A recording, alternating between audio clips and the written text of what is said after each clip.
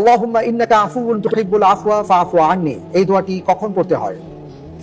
ক লাইলাতুল কদরে, খ জিলহজ মাসের প্রথম 10 দিনে, গ রমজান মাসে, ঘ আশুরার দিনে।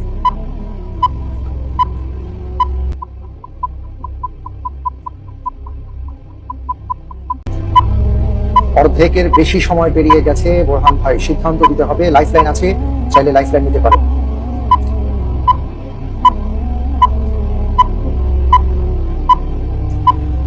আলহামদুলিল্লাহ আমি উত্তর হিসেবে চেয়েছি খ জিলহজ মাসের প্রথম 10 দিন। খ লক করে দেব, লক করে দেওয়া হোক। খ জিলহজ মাসের প্রথম 10 দিন। আপনি দোয়াটা শুনেছেন তো? আল্লাহুম্মা ইন্নাকা আফুউন তুহিব্বুল আফওয়া ফাআফু আন্নি। আচ্ছা, জিলহজ মাসের প্রথম 10 দিনে দোয়াটি বেশি বেশি পড়েন। আলহামদুলিল্লাহ, আলহামদুলিল্লাহ। দেখি উত্তরটি সঠিক হয়েছে। আপনি যে উত্তর দিয়েছেন খ জিলহজ মাসের প্রথম 10 দিনে এই দোয়াটি পড়তে হয়, আমি দেখতে পাচ্ছি আপনার উত্তরটি সঠিক হয়নি। এই দোয়াটি লাইলাতুল কদরে পড়তে হয়।